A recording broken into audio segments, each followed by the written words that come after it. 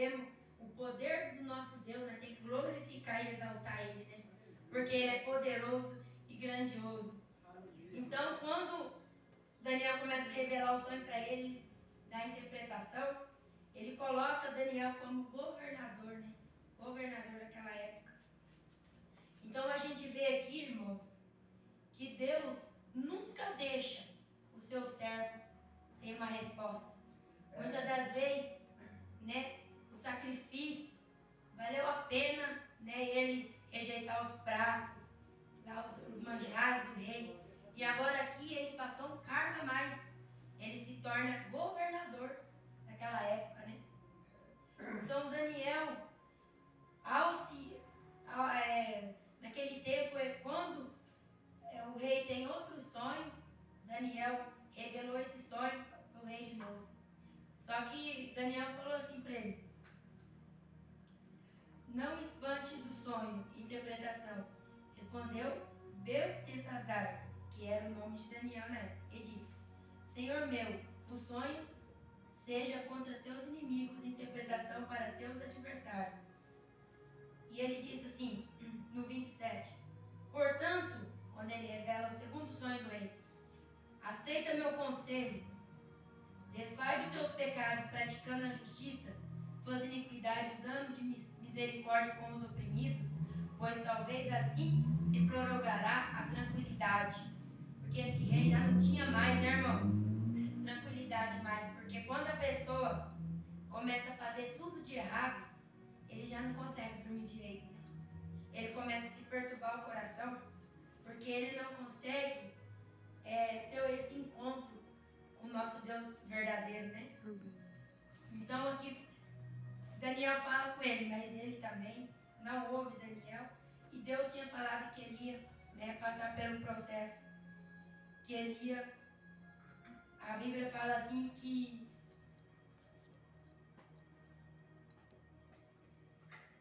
na mesma hora que o rei não aceitou essa palavra, cumpriu a palavra sobre Nabucodonosor, e foi tirado dentre os homens, e comia a erva dos bois. Seu corpo molhava com orvalho do céu, até que pelo cresceu como as penas da águia, e as suas unhas como as aves. Aleluia. Então cumpriu, né, irmãos, o que Deus falou, porque o Deus nosso não é de brincadeira, irmãos. Quando Ele entrega algo para você, se você não cumpre, a Bíblia fala que Ele é misericordioso, mas o nosso Deus corrige também quem Ele ama, né? Aleluia. Aleluia. Então eu creio aqui que Deus falou que Ele ia passar 7 tempos dessa maneira, né? Comendo com os bois, né? E se molhando com o orvalho da terra, né? Mas interessante, irmãos, que ele entra no raciocínio dele e ele fala assim, ó. O rei fala assim: levantei meus olhos ao céu e recobri a razão. Então bendisse o Altíssimo, louvei e glorifiquei o que vive para sempre, cujo domínio sempiterno, seu reino por todas as gerações. E todos os moradores da terra são considerados nada diante dele. Aleluia. E ele faz o que ele agrada. Com o exército do céu, os moradores da terra, e não há quem possa deter das suas mãos. Aleluia. Aleluia. Ele reconhece, né, irmãos, que Deus, não há ninguém que possa livrar das mãos do Senhor, né? Então, irmãos, quando o rei Nabucodonosor ele morre, né? Então, o seu filho passa a reinar, né, no lugar dele. Então, começa a fazer tudo que não agrada a Deus também. Mais uma vez, parece uma escrita lá, ele começa a beber nas coisas que era sagrada de Deus, adorar a Deus de pau, de pedra, de prata, de ouro. Então vem uma escrita lá e Deus determina para ele o fim, né? O fim do filho do rei, né? Então, mais uma vez, Daniel é chamado, né, para interpretar essa escrita, né, irmãos? E Daniel dá a interpretação. Interessante, irmãos, que ele também não dá ouvido à palavra de Deus. foi naquele mesmo dia, né? Deus tira ele, mata ele, né? Mata o rei e começa a reinar no lugar dele o rei Dário. Então, o rei Dário coloca o Daniel, como Daniel era muito visto em sabedoria naquela época, entendimento. Daniel então, aqui fala assim que o Dário constituiu o reinado de 120 satrapas e sobre eles 3 ministros, vamos dizer príncipe, e um deles era Daniel. E Daniel era superior a esses satrapas e ministros, porque nele havia um espírito superior, e o rei pensou em construir sobre todo o reino. Aleluia. Porque Daniel era diferente, irmãos, mas naquela época eles viam Daniel como uma sabedoria, né, que passava, mas não era. Era a presença de Deus na vida de Daniel, né? Então aqui fala que esses ministros, que junto com Daniel, que era 3, que eram os príncipes, os outros eles mandavam, começou a ter inveja de Daniel e começou a achar, né, algum defeito para acusar Daniel sobre o reino naquele tempo. E agora eu quero chegar, irmãos, na palavra, né, que eu queria chegar essa noite, que é Daniel na cova dos leões, né? Então, conforme eles começaram com essa inveja, eles foram até o rei e falou: rei, como vive para sempre, né?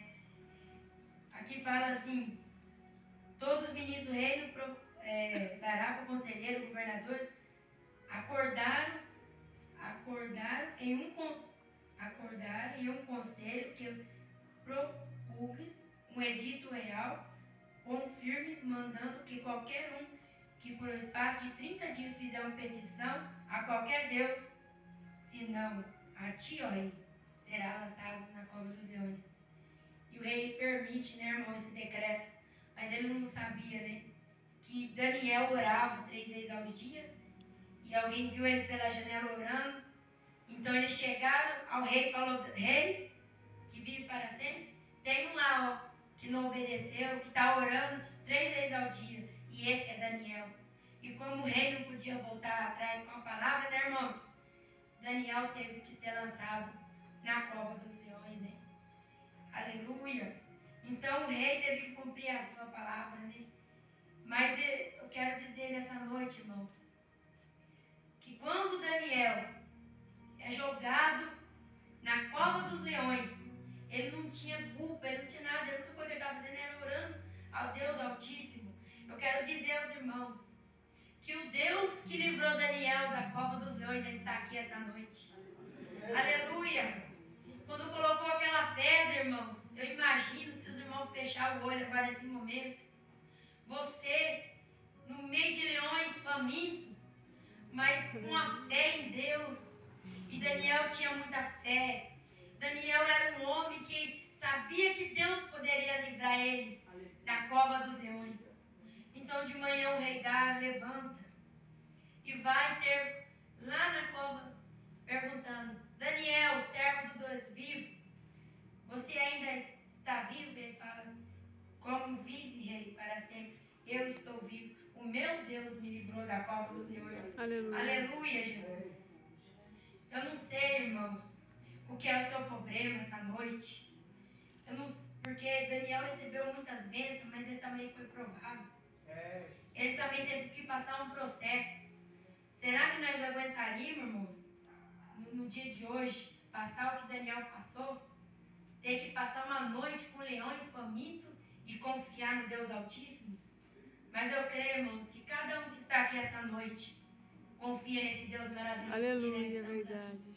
E nós sabemos, irmãos, que o mesmo Deus que livrou Daniel da cova dos leões, ele está aqui essa noite para fazer na sua vida um milagre. Não sei o que você está precisando, se é uma enfermidade, se tem alguém lá no seu trabalho com inveja de você, assim como aconteceu com Daniel, que tentou prejudicar Daniel.